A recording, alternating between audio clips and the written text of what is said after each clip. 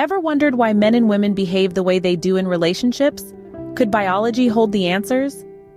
Let's delve into the fascinating world of genetics, hormones, and evolutionary psychology to see how they might shape relationship behaviors. Consider genetics. Our DNA, the blueprint of life, influences many aspects of who we are, from our physical characteristics to our predispositions towards certain behaviors. Is it possible that our genes could also influence how we behave in relationships? Now think about hormones. These biochemical messengers regulate a multitude of bodily functions and emotional responses. It's no surprise they might also play a role in how we interact with our partners. And let's not forget evolutionary psychology. This field of study suggests that many of our behaviors, including those in relationships, have been shaped by natural selection to increase our chances of survival and reproduction. So, biology might be one of the key players in how men and women interact in relationships. But is it all about biology? What about societal norms and expectations? Let's explore how society influences the dynamics of men and women's relationships. Society's norms and expectations are like invisible threads, weaving through our relationships and shaping them in profound ways. Cultural influences, historical contexts, and gender roles all play pivotal roles in this intricate dance. Consider, for instance, how cultural norms can dictate the roles men and women play within a relationship. In some societies, men are still expected to be the primary breadwinners, while women are often tasked with domestic duties. Such norms can influence the power dynamics within a relationship, often leading to the formation and justification of ex-relationships. Similarly, historical contexts, such as past societal structures and traditions, can leave lasting impressions on how relationships are perceived and justified today. In essence, societal constructs are like the scaffolding that supports the edifice of our relationships. Clearly, society plays a significant role in shaping the dynamics of relationships. Have you ever noticed differences in how men and women communicate in relationships? Indeed, this communication conundrum is an intriguing aspect of the dynamics between the sexes. From the dawn of time, men and women have developed distinct communication styles, often stemming from their unique roles and experiences. Men, traditionally the hunters and protectors, tend to be more direct and focused in their communication. They often prioritize problem-solving and efficiency, which can sometimes be perceived as dismissive or unemotional. On the other hand, women, traditionally the nurturers and gatherers, have cultivated a more holistic and empathetic communication style. They often emphasize emotional connection, understanding, and consensus, which can sometimes be seen as overthinking or being overly emotional. These differences in communication styles can lead to misunderstandings and conflicts when they clash. However, when understood and appreciated, they can also lead to harmonious connections, enriching the relationship with a balance of perspectives. Communication, it seems, is key to understanding the dynamics of relationships. But what drives us to form and maintain these relationships? Can psychology provide some answers? Let's dive into some psychological perspectives that might just hold the key. Attachment styles, developed in our early childhood, play a significant role. They shape how we relate to others, how we give and receive love, and even how we handle conflict. Secure attachment fosters a healthy give and take in relationships, while anxious or avoidant styles might lead to patterns of instability or emotional distance. Then, there are personality traits. Are you an introvert or an extrovert? Do you crave novelty or prefer stability? Understanding our personality traits and those of our partners can help us navigate the complexities of relationships, shedding light on our motivations and potential points of friction. And let's not forget individual psychological needs. We all seek validation, connection, and a sense of security in our relationships. These needs drive our actions and can provide a profound understanding of why we behave as we do. Psychology, then, offers valuable insights into why we behave the way we do in relationships. But what happens when we add other factors into the mix, like race, ethnicity, or socioeconomic status? Let's delve into the concept of intersectionality. This term, coined by Kimberly Crenshaw, reflects the idea that our identities are not one-dimensional. Instead, they are complex, comprising multiple facets that intersect and interact with each other. Our gender, race, ethnicity, socioeconomic status, and other identities don't exist in isolation. They interweave to shape our experiences, including the dynamics and justifications of our relationships. Consider, for instance, the dynamics of a relationship where both partners identify as women, but one is from a higher socioeconomic class than the other. The intersection of gender and class here could influence the power dynamics within the relationship, potentially leading to conflicts or misunderstandings. Or let's examine a relationship involving a man and a woman, both belonging to the same ethnic group but different races. The intersection of race and ethnicity could contribute to shared cultural experiences, fostering a sense of understanding and connection. However, it's essential to remember that these intersections aren't just about the individual identities involved. They're also about the societal structures that assign value and power to these identities.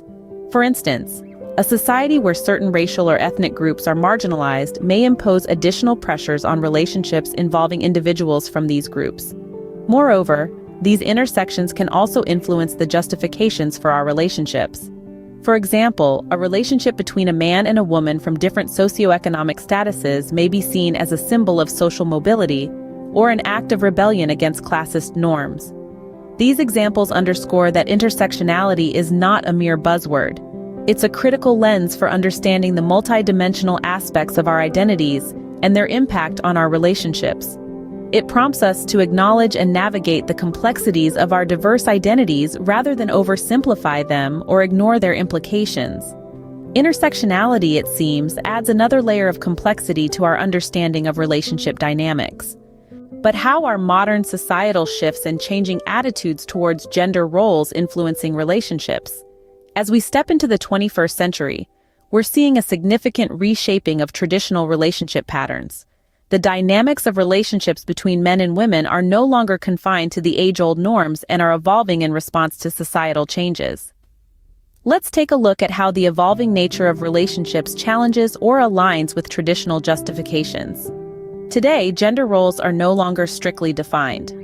Men are not always the breadwinners, and women are not always the homemakers.